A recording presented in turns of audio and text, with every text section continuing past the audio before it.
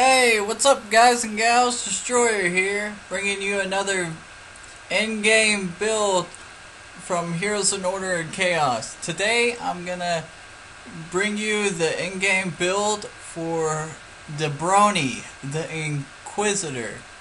And right now, as you can see, I have his Sentry Mecha skin on, which I love. And also, I don't know if y'all have noticed this, that he gets a little glitch in his animation when you use his blink and you press somewhere to go. So if I go over here and I use his blink, he kind of hovers.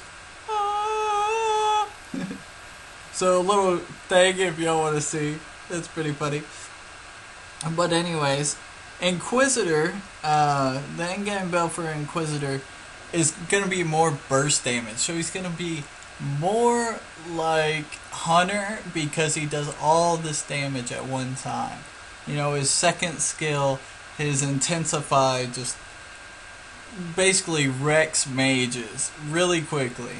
That's what he's mainly against. Now, so let's jump right into this build for him. First thing I always start off with is Squire's Patience. And the reason for this is because it's more survivable and it gives me attack right on top of it. Now, the first item I usually build after this is a Face Breaker. And the reason I buy a Face Breaker is because he is damage, and you want as much damage as possible with Inquisitor. Now, the second item I usually buy is a Face Breaker, or I'll go straight to an Iron Claymore if I'm doing that well in the game. If I'm not doing that well, I'll go straight to the Face Breaker, build the Iron Claymore, or I'll do it vice versa. That's going to be my third item, the Iron Claymore, or it's going to be my second item. So next, I upgrade these two Face Breakers into a Jade Axe, and then I buy my boots. And the reason I buy the Jade Axe real quick is because it gives me that damage, but it also reduces the enemy's physical defense 10 plus the target of the level times 2 for 3 seconds when hit. So when I hit them, my Intensify reduces all that damage, all those 4 or 5 hits that my Intensify hits. So let's say you could do a total, if it's at level 10, you could drop the target's defense, 30 points or more, which is very good.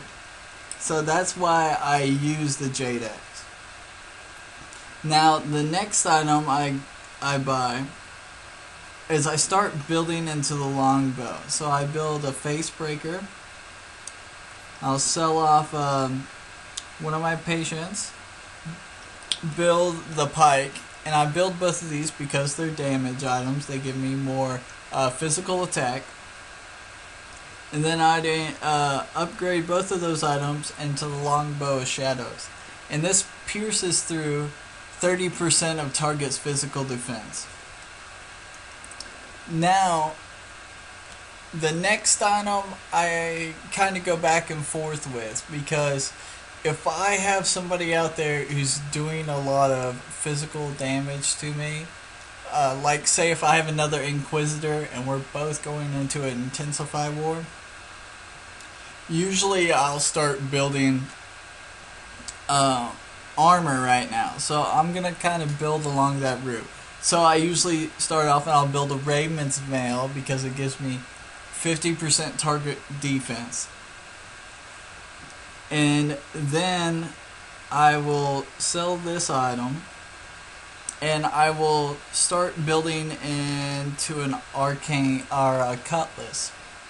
So I'll buy a Face Breaker. I'll increase the Face Breaker into a Silver Spear. Now, the Silver Spear is good because it pierces through enemies' defense, but it also gives me extra critical rate. So if you don't know what critical rate is, I'm going to explain it real quick. When you're hitting somebody with a neutral attack, you'll see a white numbers pop up, and those are your regular attacks. So it's popping up 110, 110, 110, and then all of a sudden you see this red number. Well, that's your critical rate attack. That's your critical. And so that red number could be 220. And that's why it'll add 10% to that. So let's just say my critical attack is 100 extra points. It'll be 110 extra points the next time. So if my base attack's 110, I'll be doing 220 for my critical, which is a lot. That's a lot of extra damage.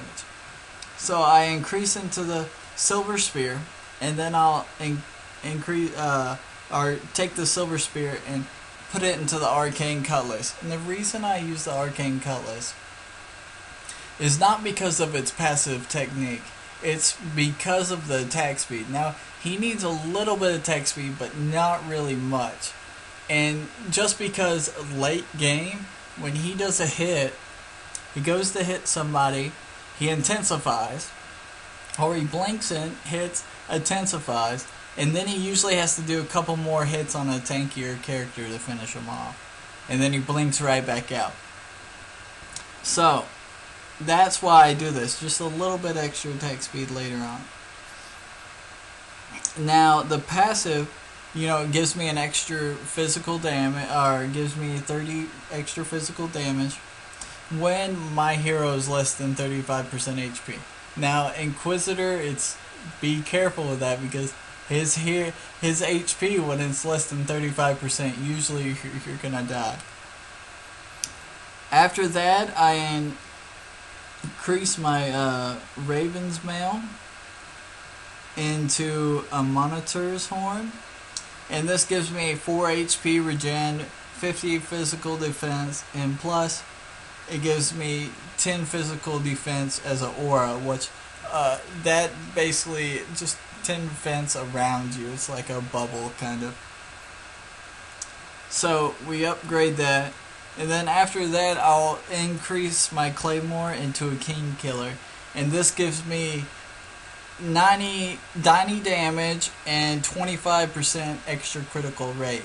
So if I had 0 critical rate chance, what that means is 1 out of every 4 neutral hits, I'm going to get a critical hit.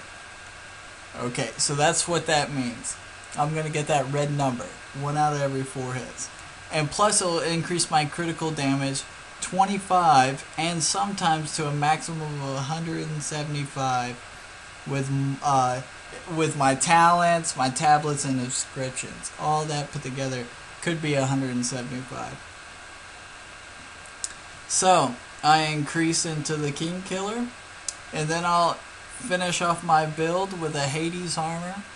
And the reason I do Hades, extra HP, extra defense, and it reflects all physical damage that is onto me to the person who is attacking me.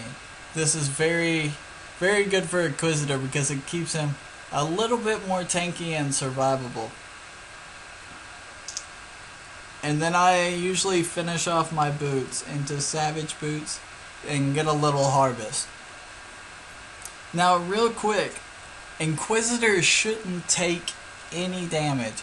Your objective is to go in there, say you're targeting a Vigilus, you blink in, you intensify, kill him, and you get out of there.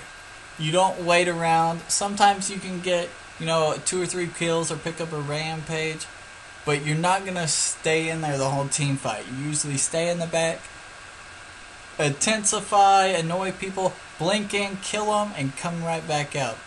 Because you don't want to get caught. He's very weak, has very low defense. That's the objective of Inquisitor. So I'll be going over his tablets in 1 second. So please stay tuned for that. Alright, thanks for watching.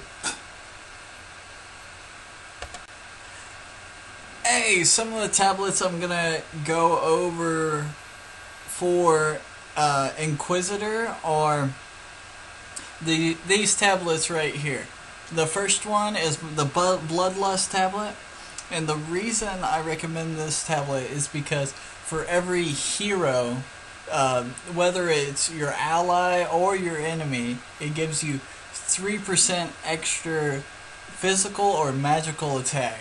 I like this tablet for Inquisitor because usually he blinks in team fights, kills them, and then blinks out. So usually everybody's there. You know, there's a lot of Genki members there.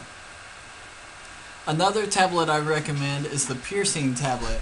This negates 50% all of target's defense out of every 5 hits. So he has a skill called Intensify, which does about 4 or 5 hits. So one of those hits off of Intensify will trigger this negative 50% of your target's defense. And I also like to use the Courage Tablet, and the reason I suggest this one is because with it being stunned or silenced, the next 5 seconds will reduce all direct damage to Inquisitor 15 plus your level. So it could be a total of 30% reduced damage into you, which could ultimately make him survive if he gets stunned by Gambler or silenced by Horse. You know, this is a very good target, very good for him. So guys, thanks for watching the video. Tell me if this helped you. Please like, please subscribe. Thanks for watching. Destroyer out.